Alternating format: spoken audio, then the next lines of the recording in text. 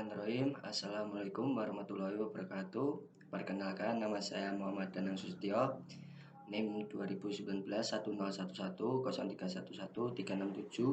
dari kelas Hukum Pidana nomor absen 52. Di sini saya akan menjelaskan tindak pidana pencurian.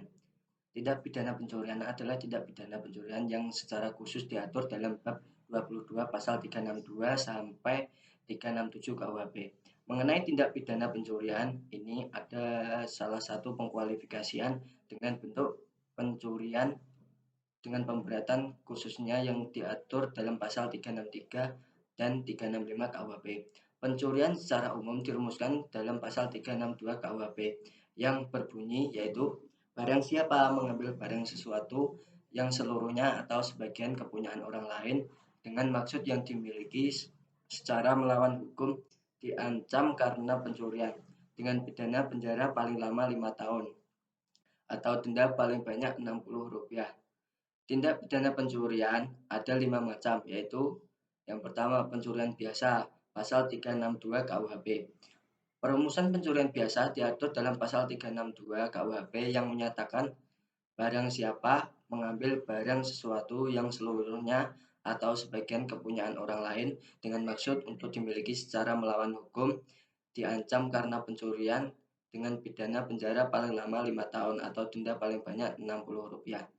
Unsur-unsurnya yaitu unsur objektif mengambil suatu barang dan yang seluruhnya atau sebagian milik orang lain.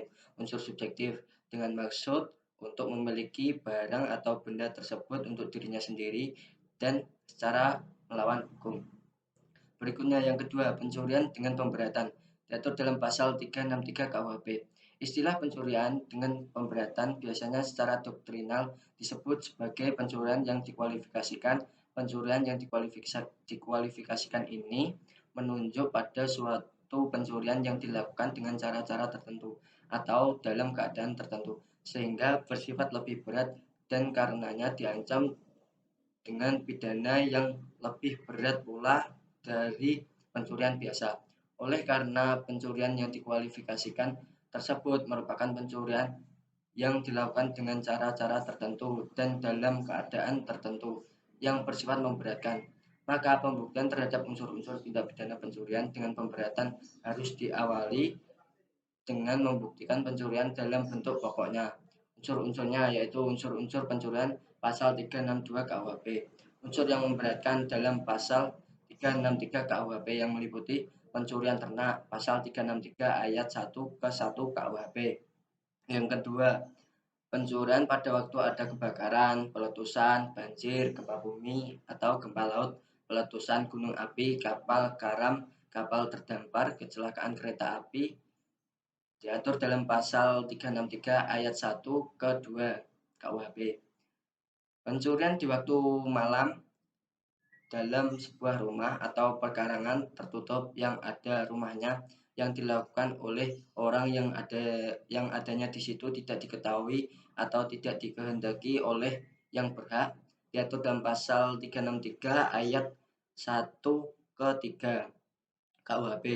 Pencurian yang dilakukan oleh dua orang yang bersekutu pasal 363 ayat 1 ke 4 KUHP. Pencurian yang untuk ke tempat melakukan kejahatan untuk sampai pada barang yang diambilnya dilakukan dengan merusak, memotong atau memanjat atau dengan memakai kunci palsu, perintah palsu atau pakaian jabatan palsu pada pasal 363 ayat 1 ke 5. Yang ketiga, pencurian ringan. Diatur dalam pasal 364 KUHP. Pencurian ringan adalah pencurian yang memiliki unsur-unsur dari pencurian di dalam bentuknya yang pokok, yang karena ditambah dengan unsur-unsur lain atau yang meringankan ancaman pidananya menjadi diperingan. Perumusan pencurian ringan diatur dalam pasal 364 KUHP yang menyatakan perbuatan yang diterangkan dalam pasal 362 dan 363 keempat, begitupun perbuatan yang diterangkan dalam pasal 363 kelima apabila tidak dilakukan dalam sebuah rumah atau pekarangan tertutup yang ada rumahnya jika harga barang yang dicuri tidak lebih dari Rp50 dikenai karena pencurian ringan, pidana penjara paling lama 3 bulan atau denda paling banyak Rp60. Unsur-unsurnya yaitu pencurian dalam bentuknya yang pokok, pasal 362 KUHP, pencurian yang dilakukan oleh dua orang atau lebih secara bersama-sama, pasal 363 ayat 1 ke 4 KUHP, pencurian yang dilakukan dengan membongkar, merusak, atau memanjat dengan anak kunci, perintah palsu, atau seragam palsu. Tidak dilakukan dalam sebuah rumah, tidak dilakukan dalam perkarangan tertutup yang ada rumahnya, dan apabila harga barang yang dicurinya itu tidak lebih dari Rp25. Yang keempat, pencurian dengan kekerasan, pasal 365 KUHP. Jenis pencurian yang diatur dalam pasal 365 KUHP lazim disebut dengan istilah pencurian dengan kekerasan atau populer dengan istilah curas. Ketentuan pasal 365 KUHP sebagai berikut, yaitu diancam dengan pidana penjara paling lama 9 tahun, pencurian yang didahului, disertai, atau diikuti dengan kekerasan atau ancaman kekerasan. Kedua, diancam dengan pidana penjara paling lama 12 tahun. Ketiga, jika perbuatan mengakibatkan mati, maka dikenakan pidana penjara paling lama 15 tahun. Keempat, diancam dengan pidana mati atau pidana penjara seumur hidup atau selama waktu tertentu paling lama 20 tahun. Jika perbuatan mengakibatkan luka berat atau mati dan dilakukan oleh dua orang atau lebih dengan bersekutu jika disertai oleh salah satu hal yang diterangkan dalam poin 1 dan 3. Kelima, yang kelima yaitu pencurian dalam keluarga. Pasal 367 KUHP. Pencurian sebagaimana diatur dalam ketentuan pasal 367 KUHP ini merupakan pencurian di kalangan keluarga, artinya baik pelaku maupun korbannya masih dalam satu keluarga. Pencurian dalam pasal 367 KUHP akan terjadi apabila seorang suami atau istri melakukan sendiri atau membantu orang lain pencurian terhadap harta benda istri atau suaminya. Berdasarkan ketentuan pasal 367 ayat 1 KUHP, apabila suami istri tersebut masih dalam ikatan perkawinan yang utuh, tidak terpisah meja atau tempat tidur, juga tidak terpisah harta kekayaannya, maka pencurian atau membantu pencurian yang dilakukan oleh mereka mutlak tidak dapat dilakukan penuntutan. Tetapi apabila dalam pencurian yang dilakukan oleh suami atau istri terjadi harta benda istri atau suami, ada orang lain baik sebagai pelaku maupun sebagai pembantu, maka terhadap orang ini tetap dapat dilakukan penuntutan sekalipun tidak ada pengaduan. Tindak pidana penggelapan diatur dalam pasal 372 KUHP yang berbunyi, barang siapa dengan sengaja dan melawan hukum mengaku sebagai milik sendiri barang sesuatu yang seluruhnya atau sebagian adalah kepunyaan orang lain tetapi yang ada dalam kekuasaannya bukan karena kejahatan, diancam karena penggelapan dengan pidana paling lama 4 tahun atau pidana denda paling banyak Rp60. Berdasarkan bunyi pasal di atas, maka unsur-unsur yang terdapat dalam pasal 372 adalah unsur barang siapa. Unsur barang siapa ini merujuk kepada pelaku subjek tindak pidana, yaitu orang pribadi maupun korporasi atau badan hukum yang apabila terbukti memenuhi unsur suatu tindak pidana maka ia disebut sebagai pelaku atau dader. Menurut Prof. Sudikno Mortokusumo, subjek hukum adalah sebagai sesuatu yang dapat mempunyai atau menyandang hak dan kewajiban dari hukum yang terdiri dari orang atau naturalistic person, badan hukum atau reh person. Unsur dengan sengaja ini merupakan unsur subjektif dalam tindak pidana penggelapan dan melekat pada subjek tindak pidana atau pribadi pelakunya. Maksud unsur kesengajaan dalam pasal ini adalah seorang pelaku atau dader sengaja melakukan perbuatan-perbuatan dalam pasal 372 KUHP. Yang ketiga yaitu unsur melawan hukum, mengaku sebagai milik sendiri barang sesuatu yang seluruhnya atau sebagian adalah kepunyaan orang lain. Unsur melawan hukum ini adalah apabila perbuatan yang dilakukan oleh seorang pelaku atau dader bertentangan dengan norma hukum tertulis atau norma hukum tidak tertulis atau bertentangan dengan hak orang lain sehingga dapat dikenai sanksi hukum. Kalimat melawan hukum mengaku sebagai milik sendiri ditafsirkan sebagai memiliki secara melawan hukum atau bermaksud memiliki atau menguasai sesuatu benda seolah-olah ia adalah pemilik dari benda tersebut padahal ia bukanlah pemiliknya, bertentangan dengan hak yang membuat benda tersebut berada padanya. Yang keempat, unsur yang ada dalam kekuasaannya bukan karena kejahatan. Menurut R. Susilo, penggelapan adalah kejahatan yang hampir sama dengan pencurian sebagaimana tersebut dalam pasal 362 KUHP. Yang membedakan adalah pada tindak pidana pencurian barang yang dimiliki tersebut belum berada di tangan pencuri dan masih harus diambilnya. Sedangkan pada tindak pidana penggelapan, supaya unsur ini terpenuhi, pelaku harus menguasai barang tersebut bukan dengan jalan kejahatan. Selanjutnya, tindak pidana penadaan. Tindak pidana penadaan dapat kita temukan dasar hukumnya dalam pasal 480 Kitab Undang-Undang Hukum Pidana yang berbunyi dengan hukumannya penjara selama-lamanya 4 tahun atau denda sebanyak-banyaknya Rp900. Dihukum karena karena sebagai sekongkol. Barang siapa yang membeli, menyewa, menerima tukar, menerima gade, menerima sebagai hadiah atau karena hendak mendapat untung, menjual, menukarkan, menggadaikan, membawa, menyimpan atau menyembunyikan sesuatu barang yang diketahuinya atau yang patut disangkanya diperoleh karena kejahatan. Yang kedua, barang siapa yang mengambil keuntungan dari hasil sesuatu barang yang diketahuinya atau yang patut harus disangkanya barang itu diperoleh karena kejahatan.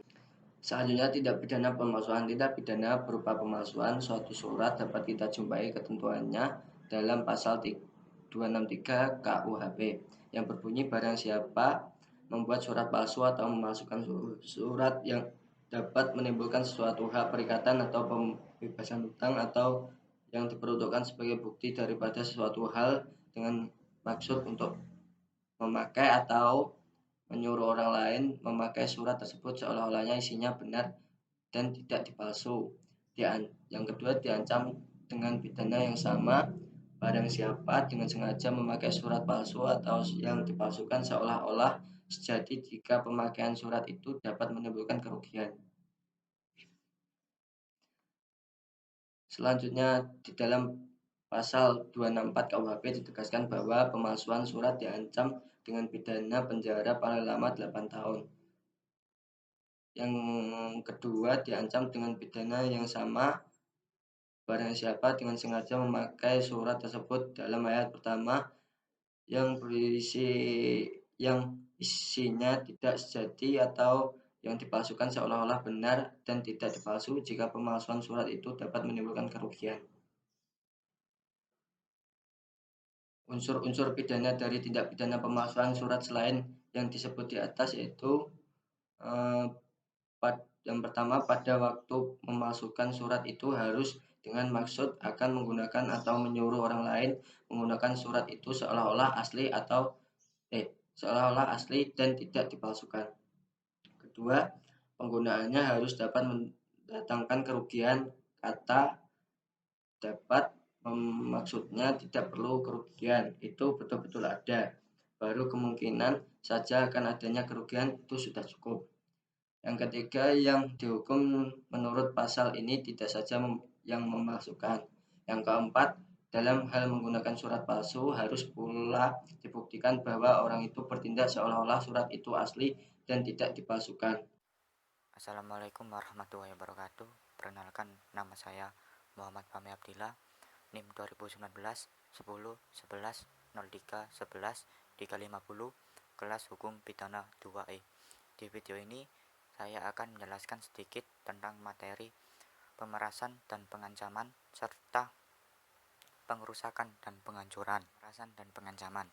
Tindak pidana pemerasan dan pengancaman dalam Kitab Undang-Undang Hukum Pidana KUHP diatur pada bab 23 pasal 368 sampai dengan pasal 371. Dalam KUHP, tindak pidana pemerasan ada yang dilakukan dengan ancaman kekerasan atau ancaman pencemaran nama baik. Pasal 368 ayat 1 KUHP menyebutkan barang siapa dengan maksud untuk menguntungkan diri sendiri atau orang lain secara melawan hukum, memaksa seorang dengan kekerasan atau ancaman kekerasan untuk memberikan barang sesuatu yang seluruhnya atau sebagian adalah kepunyaan orang itu atau orang lain, atau supaya membuat hutang maupun menghapuskan piutang, diancam karena pemerasan dengan pidana penjara paling lama 9 tahun. Mengenai pemerasan, subjek pasal ini yaitu barang siapa.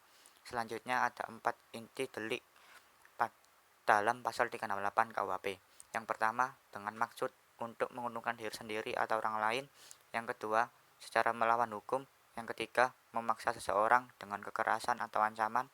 Dan yang keempat, untuk memberikan sesuatu barang yang seluruhnya atau sebagian adalah kepunyaan orang itu atau orang lain, atau supaya membuat utang atau menghapus piutang.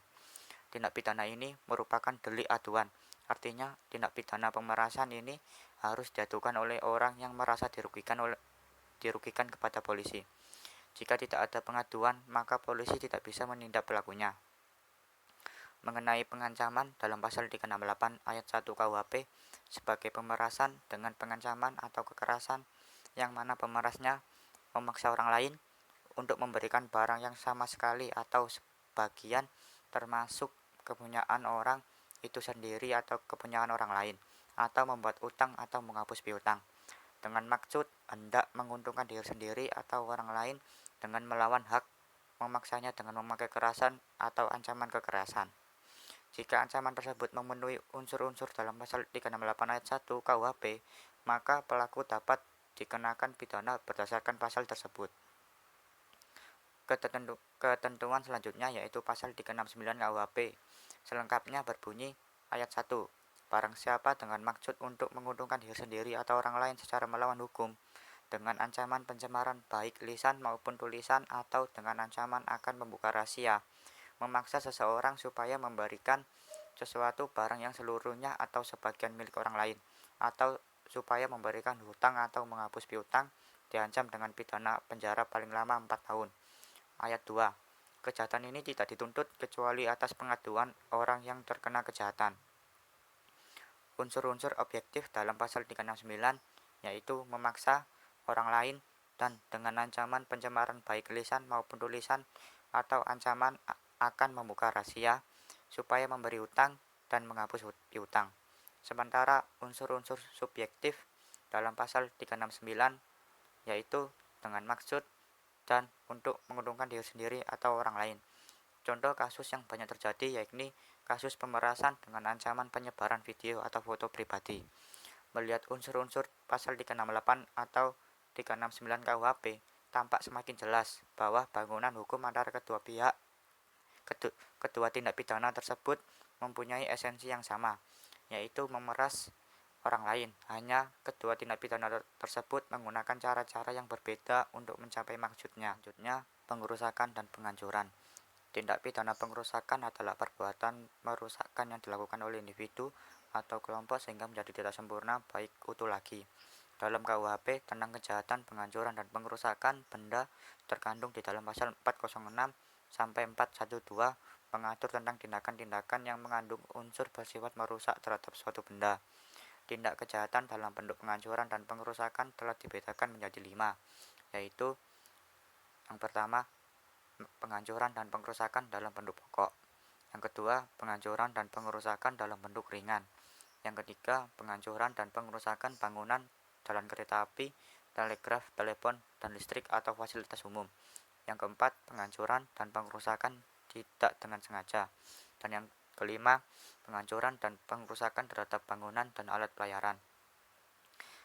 Yang pertama, penghancuran dan pengerusakan dalam bentuk pokok.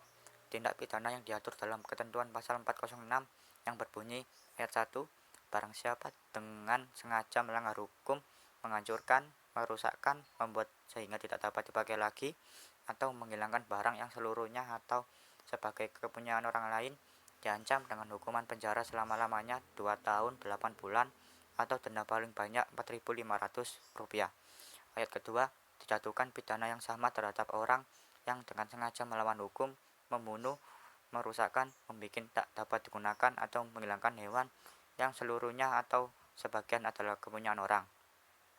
Unsur-unsur pasal 406 ayat 1 KUHP. 1. Unsur-unsur objektif yang memuat barang siapa secara melawan hukum, menghancurkan, merusak, membuat tidak dapat dipakai atau menghilangkan suatu barang dan yang seluruh atau sebagian milik orang lain. 2. Unsur-unsur subjektif yang memuat dengan sengaja dan melawan hukum. Selanjutnya, unsur-unsur pasal 406 ayat 2 KUHP. 1. Unsur-unsur objektif yang memuat barang siapa secara melawan hukum, membunuh, merusak, membuat tidak dapat dipakai atau menghilangkan seekor binatang dan yang seluruh atau sebagian atau milik orang lain. Unsur-unsur subjektif yang memuat dengan sengaja dan melawan hukum. Yang kedua, penghancuran atau pengerusakan ringan. Tindak pidana yang diatur dalam ketentuan pasal 407 KUHP tentang menghancurkan atau merusakkan barang sebagaimana dijelaskan dalam pasal 407 KUHP ayat 2 yang berbunyi, perbuatan-perbuatan yang dirumuskan dalam pasal 406 jika harga kerugian tidak lebih dari Rp25 diancam dengan pidana penjara paling lama 3 bulan atau pidana denda paling banyak Rp250. Jika perbuatan yang dirumuskan dalam pasal 406 ayat kedua itu dilakukan dengan memasukkan bahan-bahan yang merusakkan nyawa atau kesehatan, atau jika hewan itu termasuk dalam pasal 101, maka ketentuan ayat pertama tidak berlaku. Adapun unsur-unsur di dalam pasal 407 ayat 1 dan pasal 407 ayat 2 diuraikan secara terperinci adalah sebagai berikut. Unsur-unsur pasal 407 ayat 1 KUHP, yaitu 1. Unsur-unsur objektif yang memuat, menghancurkan, merusakkan, membuat tidak dapat dipakai atau menghilangkan suatu barang dan seekor hewan yang seluruh atau sebagian milik orang lain, harga kerugian tidak lebih dari Rp250. 2. Unsur-unsur subjektif yang memuat dengan sengaja melawan hukum dan melawan hukum. Unsur-unsur pasal 407 ayat 2 KUHP yaitu 1. Unsur-unsur objektif yang memuat, membunuh, merusak, membuat tidak dapat dipakai atau menghilangkan seekor hewan, tidak menggunakan zat yang membahayakan nyawa atau kesehatan hewan, tidak termasuk hewan yang tersebut dalam pasal 101, yang seluruh atau sebagian milik orang lain dengan sengaja dan secara melawan hukum. 3. Penghancuran dan pengerusakan bangunan, jalan kereta api, telegraf, telepon, dan listrik atau fasilitas umum. Tindak pidana yang diatur di dalam ketentuan pasal 408 KUHP tentang menghancurkan dan pengerusakan barang sebagaimana dijelaskan di dalam pasal 408 yang berbunyi, barang siapa dengan sengaja dan melawan hukum menghancurkan, merusakkan, atau membuat tak dapat dipakai bangunan kereta api, tram, telegraf atau listrik, atau bangunan-bangunan untuk membendung, membagi atau menyalurkan air, saluran gas, air atau saluran yang digunakan untuk keperluan umum, diancam dengan pidana paling lama 4 tahun. Istilah penghancuran dan pengerusakan barang di atas hanya mengenai barang-barang biasa kepunyaan orang lain. Sebagaimana dijelaskan, jika seseorang merusakkan suatu barang yang ada di dalam pasal 408 KUHP, maka diancam dengan penjara paling lama 4 tahun. Yang keempat, penghancuran dan pengerusakan tidak dengan sengaja.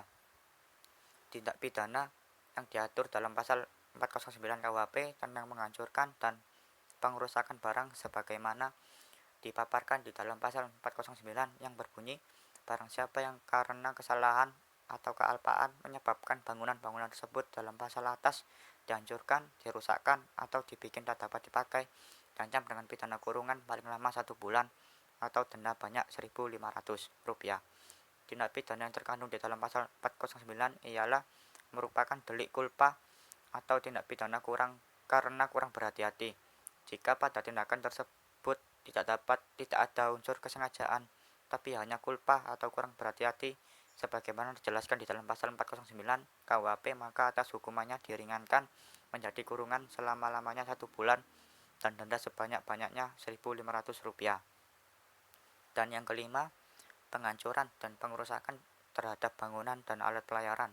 Tindak pidana yang diatur dalam pasal 410 KUHP tentang menghancurkan dan pengerusakan barang sebagaimana diatur di dalam pasal 410 KUHP yang berbunyi, barang siapa dengan sengaja dan melawan hukum menghancurkan dan merusakkan atau membuat tak dapat dipakai suatu gedung atau kapal yang seluruhnya atau sebagian milik orang lain, diancam dengan pidana penjara paling lama 5 tahun.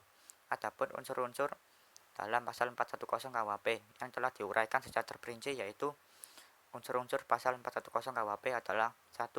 Unsur-unsur objektif yang memuat, menghancurkan atau membuat tak dapat dipakai suatu bangunan, gedung atau alat pelayaran dan yang seluruhnya atau sebagian milik orang lain. Unsur-unsur subjektif yang memuat dengan sengaja dan melawan hukum. Sekian dari pemaparan materi saya. Jika ada perbuatan atau tutur kata yang tidak mengenakan, mohon dimaafkan. Wassalamualaikum warahmatullahi wabarakatuh.